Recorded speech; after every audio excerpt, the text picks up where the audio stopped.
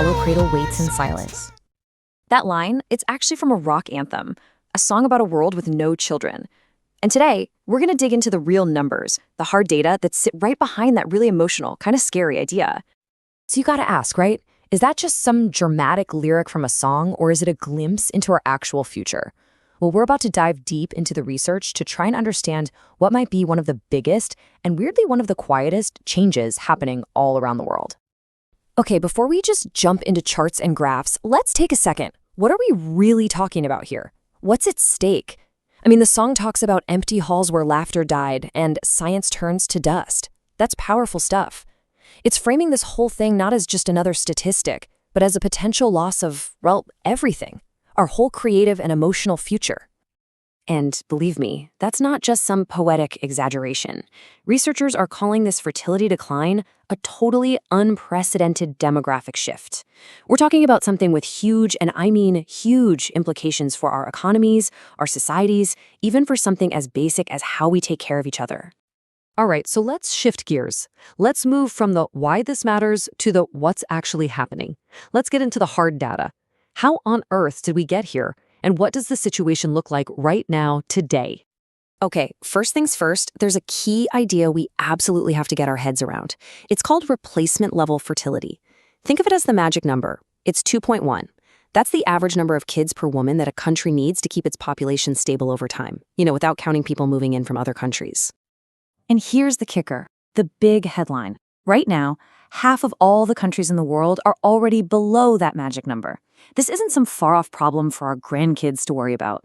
It's not just happening in a few places. It is a global reality, today. And this chart, wow, it really shows you just how steep this drop is in some places. So see that bar on the left? That's our target, 2.1. Now look over at China. They're down around 1.3. And then look at South Korea. It's at a jaw-dropping 0.65. That's not just a little bit below replacement level, that is a demographic freefall. So what's the long-term forecast here? Well, the projections are pretty stark. They show that if you take migration out of the equation, a lot of countries could see their populations literally get cut in half by 2100. Just take a second and imagine that. Imagine your country, your city, with half as many people. Which, of course, brings us to the million-dollar question, why? Why is this happening everywhere? And let me tell you, there's no single, simple answer. It's more like this tangled web of modern-day pressures and shifting cultural values. The research points to some really clear drivers. For one, as we've all moved into cities, we just tend to have smaller families. That's a pattern. Plus, with more focus on education and careers, people, and especially women, are waiting longer to have kids. And then there's the big one, the absolutely crushing cost of housing, education, and childcare. For so many people who might want to be parents, it's just become a huge financial wall. But, it's not just about the money. There's something bigger going on, a really deep cultural shift. So much of modern life is about prioritizing personal freedom, self-fulfillment. And that can be a tough fit with the more traditional, all-encompassing demands of raising a family. Okay, so what are the actual consequences of all this? What really happens when a whole society starts to have way fewer young people and a whole lot more older folks? Well, the first and most immediate hit is to the economy.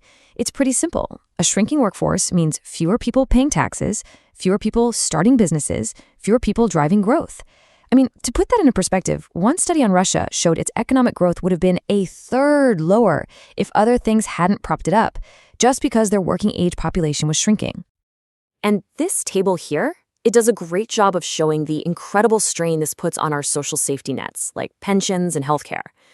Back in the day, you might have had something like 5 workers paying taxes to support 1 retiree. The projection for the future? We could be looking at just 2 workers for every 1 retiree.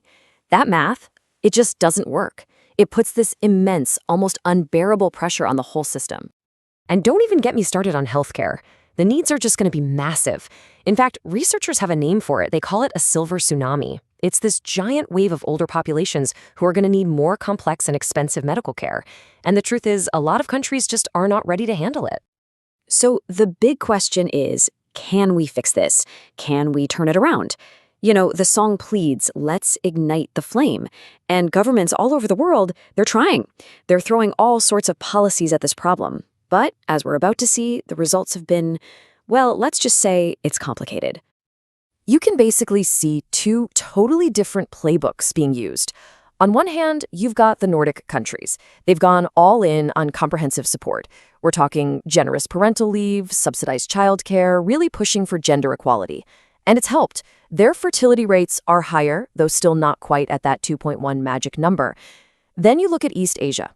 They've spent enormous amounts of money on direct financial incentives, basically paying people to have kids. And the results? Honestly, they've been deeply disappointing. China is probably the most dramatic case study here. I mean, that historic move away from the one-child policy, plus all these new subsidies, everyone expected a huge baby boom, but it didn't happen. There was this tiny little blip, and then the birth rate just kept right on falling. It just goes to show you how deeply these new ideas about family size have really set in. So is there any pattern to what does work, even if it's just a little bit? Well, the research seems to point to a few things. First, any policy has to be long-term and something people can trust so families can actually, plan their lives. Second, programs that are for everyone seem to work way better than ones that are just for certain income levels.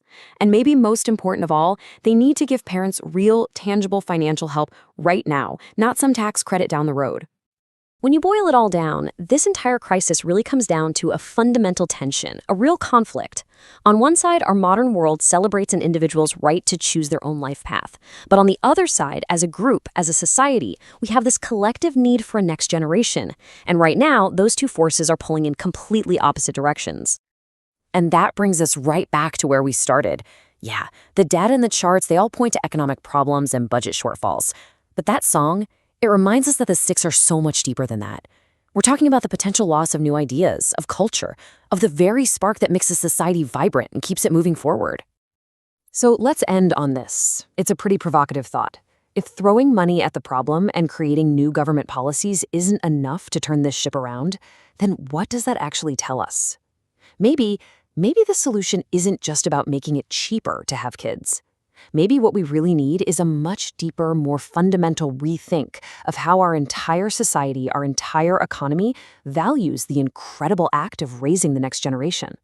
And how we can truly support the people who choose to do it, who choose to, as the song puts it, let tomorrow know our name.